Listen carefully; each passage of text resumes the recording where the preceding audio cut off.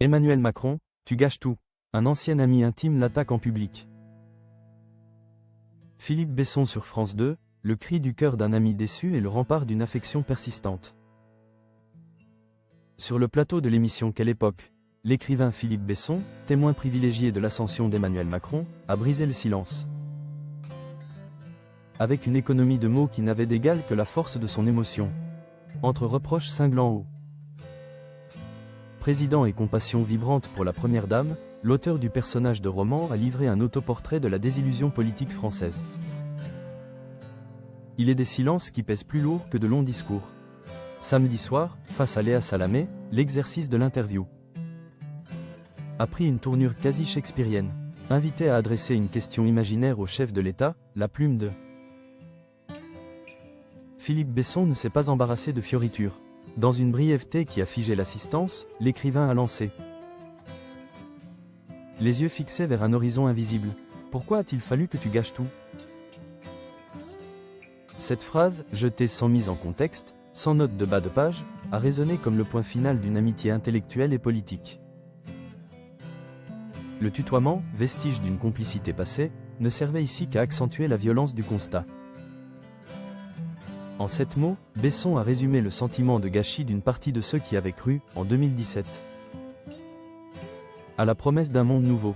Pas de commentaires supplémentaires, pas d'explication de texte. L'écrivain a laissé le vide s'installer, laissant à chacun le soin de deviner ce que ce tout recouvrait. Les réformes, la cohésion nationale, ou l'image même de la fonction présidentielle. Face au torrent de boue, la solidarité envers Brigitte Macron. Le ton n'a cependant radicalement changé lorsque Léa Salamé l'a interrogé sur Brigitte Macron. Ici, l'écrivain a troqué l'amertume pour une empathie profonde, presque protectrice. Sa question à l'épouse du président fut un cri d'indignation. Comment fais-tu pour supporter les torrents de boue et les fake news mondiales, ignobles, qui sont déversées chaque jour sur toi? À travers ces mots, Philippe Besson a rappelé la violence inouïe subie par la première dame. Cible de théories complotistes et d'attaques personnelles d'une bassesse internationale. En soulignant le caractère ignoble de ce traitement médiatique et numérique. L'écrivain a marqué sa distinction, s'il peut être le juge sévère de l'action politique du mari. Il reste le défenseur inconditionnel de l'intégrité de la femme. Une dichotomie qui en dit long sur la complexité des relations humaines au sommet de l'État. Pour comprendre la portée de ces interventions, il faut remonter à 2017. Philippe Besson était alors l'ombre d'Emmanuel Macron. Le biographe de l'instant qui capturait l'énergie d'une conquête foudroyante dans son ouvrage Un personnage de roman. Dans un entretien récent accordé à Nice Presse, lors du Festival du Livre, l'auteur est revenu sur cette proximité qui ne date pas d'hier. Il y révèle un secret de coulisses. En 2018, l'idée d'un second tome sur l'exercice du pouvoir a été sérieusement envisagée. J'y ai pensé mais il me l'a aussi proposé, a-t-il confié, révélant que le président lui-même souhaitait que cette chronique se poursuive. Mais le projet s'est fracassé contre le réel. Nous ne l'avons pas fait. Je n'en avais plus envie. Lui-même a assez vite hésité d'ailleurs.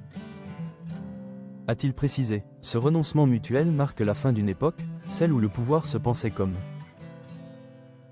un récit romanesque, avant que les crises successives n'en fassent une tragédie quotidienne. Aujourd'hui, le regard de l'écrivain sur la présidence Macron est sans concession. Il décrit une situation politique qu'il qualifie de crépusculaire, un terme lourd de sens qui évoque la fin d'un cycle, l'essoufflement d'un projet né sous le signe de la lumière.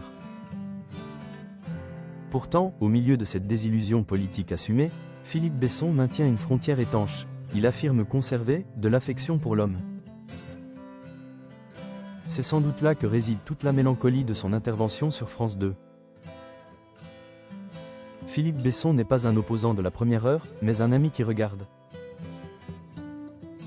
Impuissant, le destin politique de celui qu'il a aimé s'abîmer dans les tourmentes du pouvoir. En distinguant la personne privée du chef de l'État, il incarne cette France déchirée entre l'attachement aux êtres et la critique impitoyable de leur bilan. Le passage de Philippe Besson dans l'émission restera comme un moment de télévision rare, où la littérature et la politique se sont rencontrées. sur le terrain de l'intime, laissant derrière elles une question qui continuera de hanter les couloirs de l'Élysée: pourquoi a-t-il fallu tout gâcher?